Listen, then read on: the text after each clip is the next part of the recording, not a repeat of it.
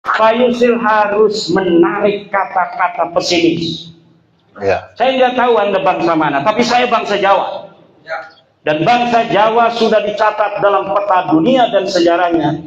Mongol saja itu bisa hancur oleh orang Jawa. Kita menguasai Nusantara, Asia Tenggara hari ini. Dulu di abad ke-14 dan 15. Kita bukan bangsa bebek. Kenapa hari ini kita bangsa bebek? Karena ada Daklawi. Karena kita didoktrin orang hina. Karena kita didoktrin orang hina, lebih rendah dari Balawi, kiainya saja 70 kiai lebih hina dari Balawi yang bodoh. Lama-kelamaan karena kibin-kibin itu ngedengerin ceramahnya Balawi, percaya dia dalam alam. Pada acara yang mulia pada hari ini di Pondok Pesantren Nurul Quran Jagung, juga Ketua PWLS Pemalang, kebanggaan saya, Gus Ismail Hussein, juga ada Ki Abdul Syukur, ada Ki Tohan, ada Ki Radi, ada Ki Farudin dan sebagainya. Belum tanget ini nama-namanya para kiai-kiai para kesepuhan PWLS di Pemalang. Alhamdulillah, Kang Bahrul Ulum, saya hari ini bisa bersilaturahmi di Pondok Pesantren Nurul Quran, pondok pesantren bersejarah dalam gerak perjuangan bangsa Nusantara untuk melawan nasab palsu kaum Baklawi. Ini pondok pesantren ini adalah pondok yang bersejarah. Pondok sebelum terbentuknya PWLS, pondok ini Gus Baihaqi, Ki Lukman, ibu nyainya juga dibantu oleh Banser LDNU pada waktu itu berani untuk mengundang saya, walaupun ditekan kanan dan kiri, atas bawah, tapi Kiai Lukman, Gus Baihaqi dan ibu nyai di pesantren Nurul Quran ini tidak bergeming, tetap melaksanakan acara saya apapun yang terjadi. Akhirnya Banser, sahabat-sahabat Banser dan juga keamanan dari Polri dan TNI bisa untuk mengamankan acara berjalan lancar, dan itulah mercusuar bangsa Nusantara untuk mendeklarasikan kemerdekaannya dari penjajahan spiritual orang yang tidak punya senjata. Orang yang penakut, yang pengen jajah, perang nggak mau tapi pengen jadi penguasa. Kalau Belanda jajah kita wajar, dia punya senjata, dia rela mati kalau berantem kalah dengan kita. Tapi ini penjajahan spiritual, ini penjajahan orang penakut, orang picik, orang licik yang tidak punya keberanian, tapi dia pengen jadi pemenang. Ini sejarahnya saya baca begitu. Baik waktu di Yaman, maupun di Indonesia ini. Bagaimana mereka menguasai berbagai macam kerajaan-kerajaan itu dengan infiltrasi, bukan datang bawa pasukan, saya mau kuasai kerajaan ente, enggak begitu. Mereka itu enggak level itu dengan perang-perang melawan pasukan, mengorbankan nyawa, enggak berani dia. Tapi dia datang bawa doktrin, masuk ke kerajaan, infiltrasi, kooptasi, kemudian okupasi, menguasai. Jadi selalu menguasainya dari dalam. Ini termasuk nanti ke PBNU-nya. Ini ngancing-ngancing PBNU aja ini. Di sini nih ada pengurus PC, Kiai Abdul Syukur, Kiai Lukman. Ini banyak pengurus PCNU Pemalang. Mereka tahu bahwa warga NU di bawah semuanya love PWILS.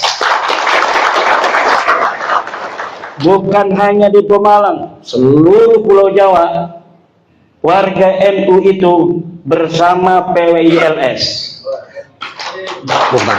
Jangan mengatakan pula orang PBNU hatinya tidak bersama PWILS. Hatinya bersama PWILS, otaknya belum mau.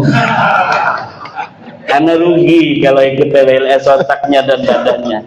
Tapi hatinya PBNU itu with PWILS. Saya yakin itu, karena saya mengetahui mayoritas 99% PBNU para pengurusnya setuju Balawi bukan cucu Nabi. List orang PBNU yang berani mengatakan bahwa Balawi cucu Nabi ada berapa, kemudian bandingkan dengan orang yang tidak mengatakan bahwa Balawi cucu Nabi. 99% mereka meyakini bahwa Balawi laisa min dzurriyyati Rasulillah sallallahu alaihi wasallam. Ngen kalau orang Sunda. Cuma kepentingan individu yang menghalangi sementara ini mereka untuk bersama kita. Iya. Paham meren? Paham. Nah, lalu bagaimana pernyataan saya kemarin di Magelang ketika ada sebuah channel YouTube wartawan beliau yang juga pengurus dari Kemenag itu bertanya bagaimana tentang PBNU. Saya katakan tugas PBNU itu sebenarnya satu, mengorkestrasi Ahlussunnah wal Jamaah yang sudah ada di bawah. Karena PBNU itu lahir setelah lahirnya warga NU. Nahdlatul Ulama lahir setelah Aswaja Wali Songo ini ada di Nusantara. Jadi Nahdlatul Ulama adalah sebuah pelembagaan dari Cipta Karsa Islam Nusantara yang ada jauh sebelumnya, sebelum Nahdlatul Ulama itu dilahirkan. Demi kepentingan cara pandang Islam ajaran Wali Songo, Nahdlatul Ulama ini didirikan. Jika hari ini Nahdlatul Ulama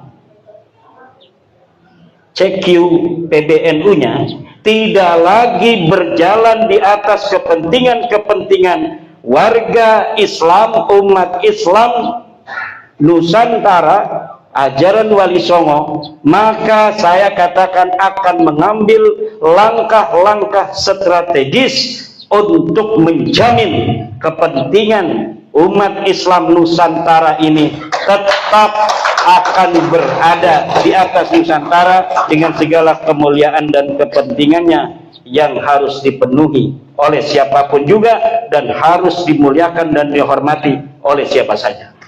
Baik. Apa langkah-langkah yang akan saya lakukan?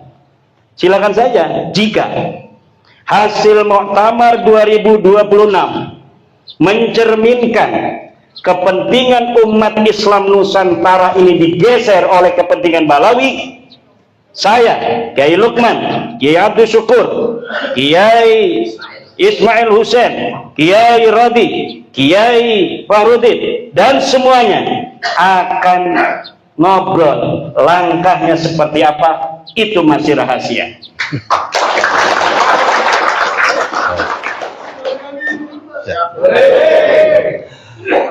Udah. Ya terserah. Gak masuk barangkali masa lanjut.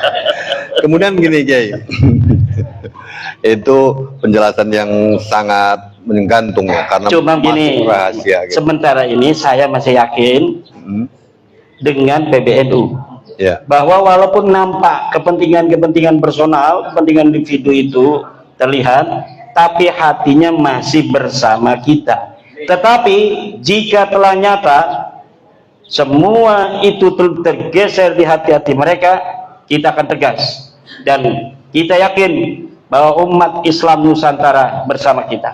Siap.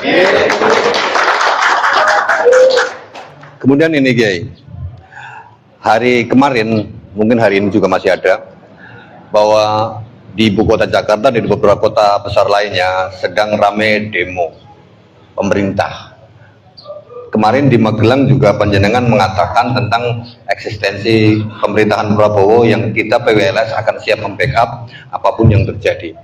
Dan demo-demo itu yang terjadi demo mahasiswa, demo mahasiswa. Tidak ada bahasa tentang apa namanya keturunan-keturunan Yaman. Tetapi kemarin ada salah satu koruptor yang tertangkap, yang saya tidak sebutkan namanya, yang mengatakan ini nanti bulan Juni Juli akan ada peristiwa besar. Prabowo harus merapat ke tokoh-tokoh pejuang seperti Habib Rizik. Apakah ada kemungkinan di belakang demo-demo yang terjadi kemarin dan hari ini itu dari kalangan mereka, Ki? Gimana menurut jenengan? Bisa jadi, kita tidak tahu. Yang jelas dengan Noel, seorang koruptor, jangan nyebut malah disebut, itu mengatakan bahwa dia kan Kristen juga. Oh ya.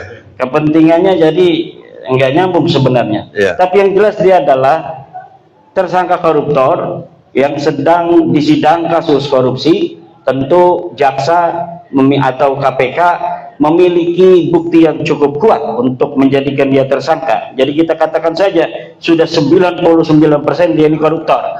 Dan ini temannya Rizik. Iya. Koruptor ini temannya Rizik Syihab, dan deklarasi Noel mengatakan bahwa yang bisa untuk menyelamatkan Prabowo Rizik Syihab dari demo-demo ini suatu bukti bahwa ada sesuatu di antara mereka, antara koruptor dan Rizik Syihab ini. Ditambah Raffi Ahmad yang walaupun masih dipercaya oleh Prabowo, tapi Bapak Prabowo harus hati-hati karena ini orang yang dekat juga dengan Rizik Syihab. Ini sudah berkali-kali namanya disebut dalam kasus-kasus korupsi. Dalam kasus yang teranyar yaitu kasus bea cukai, namanya keluar. Berani apa tidak KPK untuk menindaklanjuti? Kemudian dalam kasus PIK 2 namanya keluar di Pulau Cangkir. Sebagai orang-orang yang diantaranya disebut oleh masyarakat sebagai yang bertanggung jawab di dalam kasus pagar laut misalnya. Ini juga belum ditelusuri oleh pihak KPK. Nah, terkait dengan mahasiswa kita, ini mahasiswa kita kan dulu mahasiswa juga. Mahasiswa cara berpikirnya cara berpikir seorang pemuda yang ingin melihat semuanya sempurna. Betul. Prabowo sebagai seorang pemimpin yang dia sedang berusaha bagaimana mampu dia untuk merealisasikan janji-janji politiknya kepada bangsa ketika dia menjadi calon presiden. Dan tentu langkah-langkah yang harus ditempuh oleh seorang presiden di dalam mengimplementasikan janji-janjinya itu tidak bisa dibaca sedemikian rupa semudah membalikan telapak tangan. Betul. Tentu akan ada hal-hal yang tidak diharapkan di tengah jalan.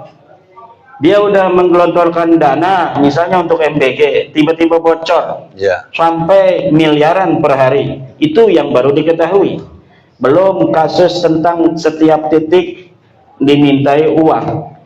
Tentu niat yang baik dari Prabowo itu dan uang rakyat yang dipakai untuk programnya itu ya harus dengan sebaik-baiknya diperuntukkan untuk kepentingan rakyat.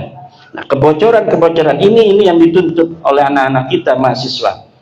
Jadi kita mendukung mahasiswa untuk menyuarakan kritiknya kepada pemerintah, tetapi saya mengkhawatirkan bahwa upaya-upaya anak-anak kita ini disusupi oleh orang-orang yang bukan ingin melihat Indonesia lebih baik, bahkan bisa dijadikan sebuah tool alat oleh musuh-musuh negara untuk menghancurkan negeri ini. Misalnya dengan membenturkan peace antara mahasiswa dan Prabowo, bukan sebagai warga yang mengkritik pemerintahnya, tapi sebagai kelompok yang ingin menggulingkan Prabowo. Dan ini yang saya kemarin di Magelang itu katakan, harus hati-hati mahasiswa, kita dukung mahasiswa menyuarakan kritik kepada pemerintah, karena itu sudah menjadi rahasia umum bahwa ada kebocoran-kebocoran, ada kekurangan-kekurangan dari setiap program pemerintah. Bukan hanya MBG, semua program itu ada masalah sebenarnya. Pasti ada masalahnya. Nah, cuma cara kita menyelesaikan masalah ini apa? Harus kalau ada pemerintah yang salah kemudian digulingkan, nanti jadi lagi setelahnya nanti kurang lagi digulingkan. Ya tidak seperti itu. Energi bangsa kita ini jangan dikuras untuk hal-hal hanya masalah suksesi kepemimpinan, tetapi bagaimana sekarang kita mampu mengejar bangsa-bangsa lain, negara-negara lain yang sudah bisa bikin drone misalnya, bisa bikin nuklir, bisa bikin senjata hipersonik. Kalau misalnya kita hari ini diserbu oleh negara luar dengan alat-alat canggih semacam nuklir, apa kita mampu punya Iron Dome? Ada yang mengatakan, ini saya tersinggung Bapak Yusril Iza Mahendra yang rokoknya Jarum Super dulu, karena saya pernah ketemu rokoknya Jarum Super. Entah sekarang rokoknya ganti apa belum. Tapi kalau Kiai Lukman itu Jarum Super. Nah, Bapak Yusril mengatakan, kalau hari ini diserang oleh Amerika 7 atau 2 hari itu 7 hari, kita ini akan hancur lebur. Itu omongan orang yang tidak tahu sejarah. Yang hancur lebur itu bukanlah bangsa Indonesia. Kalau negara Indonesia mungkin, tapi bangsa Indonesia ini bangsa yang mengalahkan Mongol, saudara-saudara. Mongol bisa mengalahkan Arab, Mongol bisa mengalahkan Kurdi, Mongol bisa mengalahkan Palestina, tapi Mongol datang ke Jawa hancur lebur.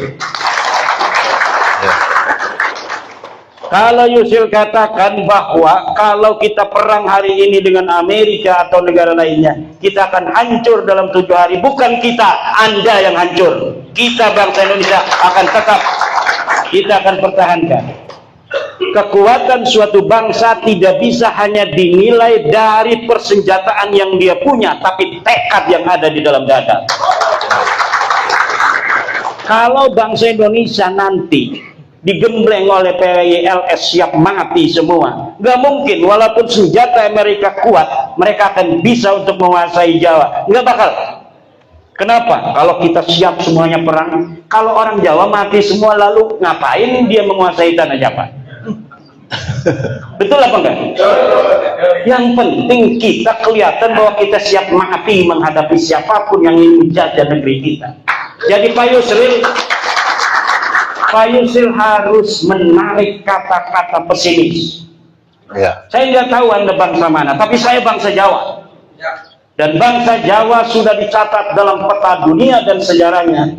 Mongol saja itu bisa hancur oleh orang Jawa.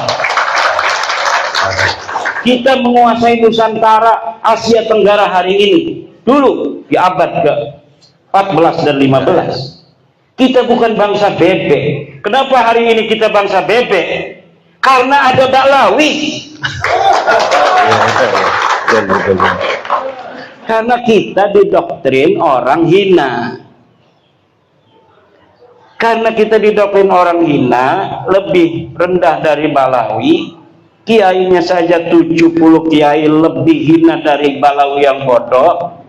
Lama-kelamaan karena kibin-kibin itu ngedengerin ceramahnya Balawi, percaya dia dalam alam bawah sadarnya bahwa kita orang rendah.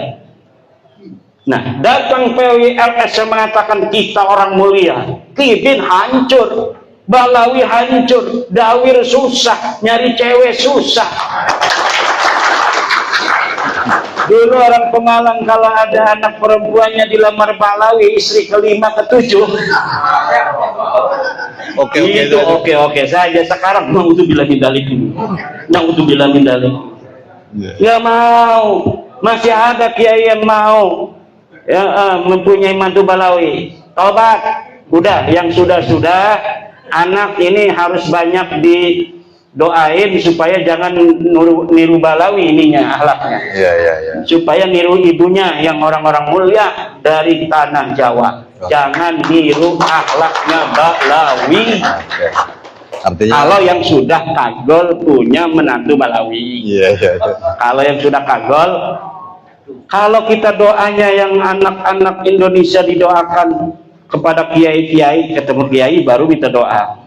Tapi kalau yang punya menantu Balawi, punya anak ini Balawinya, ini cucunya dia harus didoakan tiap malam, nangisnya itu selama 20 tahun, jangan berhenti kalau anaknya pengen mulia jadi orang Jawa. Karena tirakatnya lebih, orang ininya nih darahnya beda, bukan darah Jawa yang gagah perkasa, bukan darah Arab yang gagah perkasa, tapi darah pegunungan Kaukasus. Bukan di Kaukasus, di sana tuh di negeri apa Azerbaijan sekarang adanya cuma gunung-gunung, makanya mereka lari ke Yaman berharap bisa makan, ternyata nggak ada rumput juga di sana. Dari jauh melihat jannatun fil ard, surga di atas bumi ini, yaitu Jawa. Maka mereka dalam hatinya, ini kita bisa makan di sana setelah kelaparan.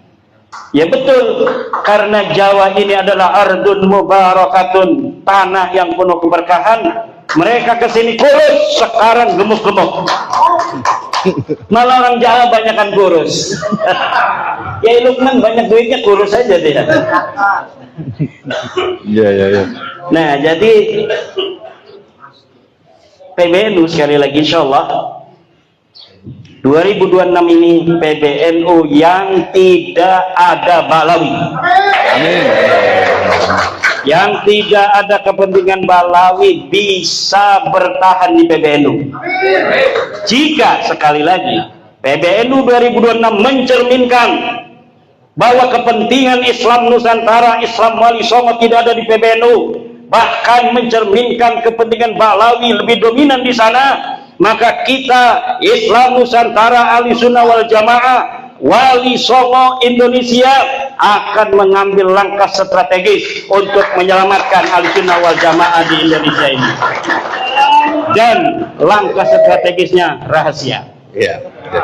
Baik, terima kasih, sangat bisa dipahami. Dan sekarang waktunya saya serahkan kepada panjenengan semuanya. Bagi Anda yang punya pertanyaan untuk langsung bertanya kepada Kiai Imad, monggo silahkan dikasih mic. Berapa menit lagi kira-kira? Seperempat jam lagi. Seperempat jam untuk satu pertanyaan. Siapa yang mau bertanya, monggo. Monggo silakan. Oke. Ya. Assalamualaikum warahmatullahi wabarakatuh. Waalaikumsalam warahmatullahi wabarakatuh. Yang saya hormati saya Pak ini seorang kiai yang luar biasa, Kiai Haji Imaduddin Usman Al-Banani, sebagai mujadid dari mana pada waktu dipanggil saya diminta oleh beliau membacakan doa. Di situ saya nyatakan beliau ini adalah mujadid, dan kita doakan menjadi mujadid dan mujahid yang luar biasa di negeri kita. Amin. Untuk itu, ya selanjutnya juga saya hormati, saya muliakan Bapak Kiai Lukman Hakim, pengasuh Nurul Quran, Pengurus Nurul Quran. Saya hormati pula walaupun lebih muda, tapi dia orang tua saya, Kiai Haji Ismail Hussein, Ketua PD PPILS Kabupaten Malang, dan para kiai yang lain yang saya tidak sebut namanya satu persatu. Terakhir, saya menyampaikan rasa hormat kepada YouTuber yang luar biasa ini. Ini orang gunung tapi bukan lidah, kayak Masya Allah. Kalau di Banten Baduin. Gunung ya kan?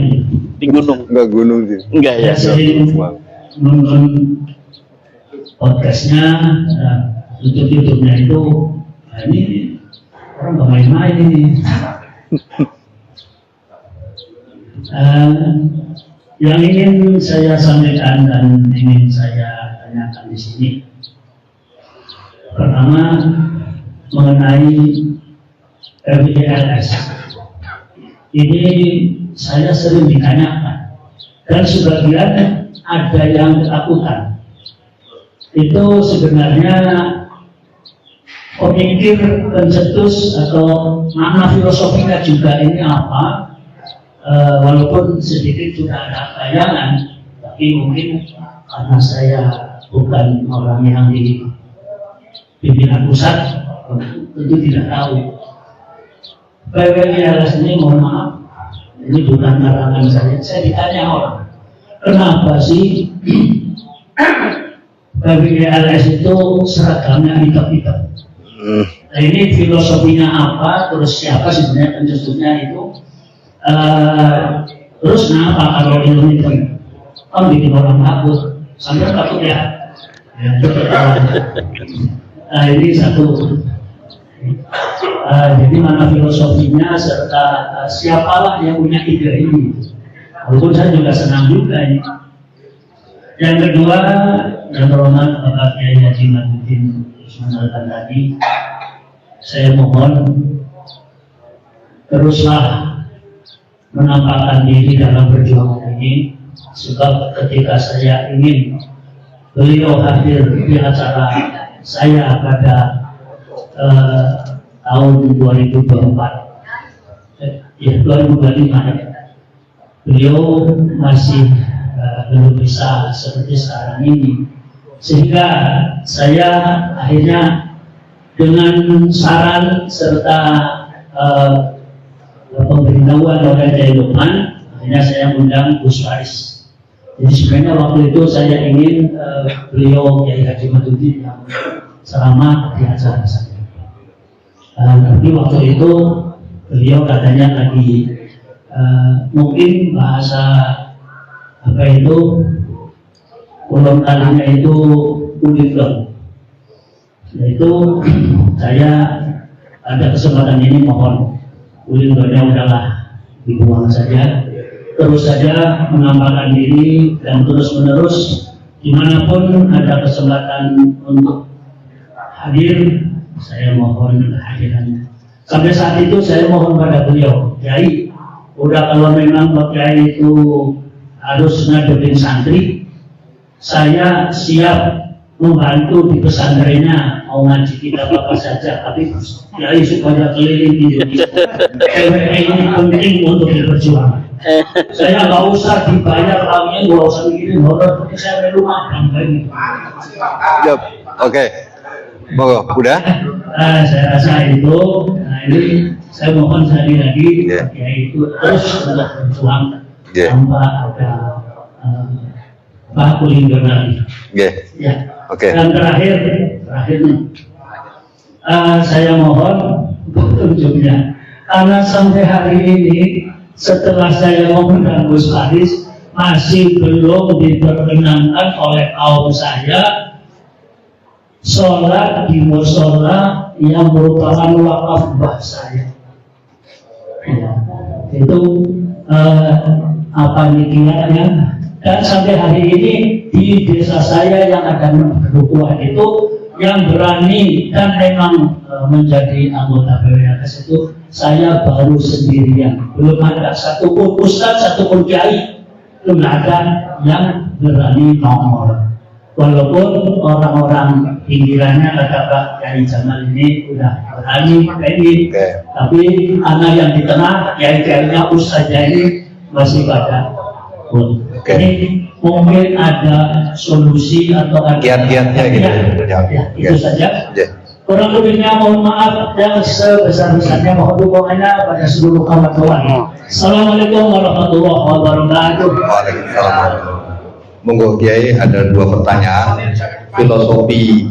Ya, dengan singkat karena rupanya ini panitia yang akan ke acara ini sudah ditunggu. Pertama, kenapa namanya Perjuangan Wali Songo Indonesia Laskar Sabilillah? Karena Islam di Nusantara ini disebarkan oleh Wali Songo. Dan cara penyebaran, metodologi penyebaran agama Islam yang dibawa Wali Songo ini dapat diterima oleh orang Jawa khususnya dan orang Nusantara pada umumnya. Kenapa? Karena menggunakan pendekatan lokal. Kearifan lokal ini sangat dimuliakan, dihormati oleh para wali-wali Songo. Tanpa banyak perang, Islam menyebar dari Banyuwangi sampai Banten. Dan saya ini semalam aja mikir, ya Allah ya Rabbi, ini luar biasa keramat para wali zaman dulu. Di daerah Pemalang yang dari tol ke sini itu ada jeda hutan-hutan itu ya, yang nggak ada perumahan, tapi Islam sudah menyebar lengkap sekali, sempurna. Bahkan mungkin kalau nyari orang Kristen zaman dulu atau orang Hindu yang masih ada, agak susah di Pemalang ini. Iya. Ini luar biasa. Ini kenapa? Karena metodologi, cara mereka leluhur kita ini dalam menyebarkan Islam, memuliakan, menghormati. Orang kalau datang kita mengajak mereka dimuliakan, dihormati, itu mereka diuwongke. Nah, cara-cara ini jangan hilang oleh kiai-kiai sekarang. Oleh PBNU, kita ngajak orang harus uwongke kepada orang yang kita ajak. Yang kita dakwai harus kita muliakan. Nah, bukan malah yang kita dakwai dijadikan budak untuk kepentingan dia, jadi dia ngajak orang supaya dia lebih tinggi derajatnya. Tapi para wali Songo mengajarkan, ketika mereka mengajak, setelah mereka Islam, ya mereka yang nggak mau jadi panutan-panutan selamanya. Bahkan anaknya aja sekarang ini biasa-biasa saja. Cucu-cucu wali Songo nggak ada yang merasa lebih mulia dari orang Jawa yang tidak ada kaitan nasab dengan wali Songo, nggak ada. Nah, jangan sampai tradisi ini hilang. Maka namanya untuk melawan Baklawi yang dia menyebarkan, dia ngajarin ratib, tapi dia pengen dimuliakan. Dia menjadikan orang-orang yang dia ajak jamaahnya itu jadi anak buahnya, bukan untuk orang yang dimuliakan dengan Islam itu sendiri. Di mana dalam Islam inna akramakum indallahi atqakum itu tidak diajarkan oleh Baklawi. Yang diajarkan, kalau kamu ngormatin aneh cucu Nabi, ente masuk surga. Tapi kalau ente ini tidak menghormatin aneh cucu Nabi, walaupun ente kiai, ilmunya tinggi, banyak amalnya, ente gak bakal masuk surga. Ini yang diajarkan Baklawi ini. Nah, kita perjuangan Wali Songo melawan narasi itu. Kita akan menggunakan cara metodologi Wali Songo di dalam menyebarkan agama Islam. Makanya namanya, karena untuk melawan daripada Baklawi, konsep-konsep yang tidak ada dalam Islam itu, kita gunakan nama perjuangan Wali Songo Indonesia, Laskar Sabilillah. Nama Laskar Sabilillah untuk meneguhkan keyakinan bahwa perjuangan kita ini ada di jalan Allah, dan siapa saja dari Laskar Sabilillah dari PWILS ini yang berjuang, maka dia berjuang atas nama Allah, dia berjalan di atas jalan-jalannya Allah Subhanahu wa Ta'ala. Kalau dia mati di atas agamanya Allah, syahid mendapatkan surganya Allah Subhanahu wa Ta'ala. Lalu kenapa harus hitam? Lah, hitamnya ini tanah Indonesia ini hitam, Pak, kebanyakan. Tanah merah sedikit. Ini adalah bumi Indonesia. Jadi hitam adalah warna bumi, warna keberanian, warna ketegasan. Hitam putih, begitu. Warna ketegasan, warna pribumisasi Islam Indonesia. Demikian, wallahul muwaffiq. Barokah semuanya. Terima kasih para kiai, para ulama. Banyak yang belum kenal ini nama para kiai ulama. Ada yang duduknya di belakang, para kesepuan juga. Ini saya mohon maaf. Yang di depan bukan berarti yang terbaik, yang di belakang bukan berarti yang belakang. Cuma kebagiannya tempatnya di belakang. Wallahul muwaffiq ila aqwamit thoriq. Assalamualaikum warahmatullahi wabarakatuh.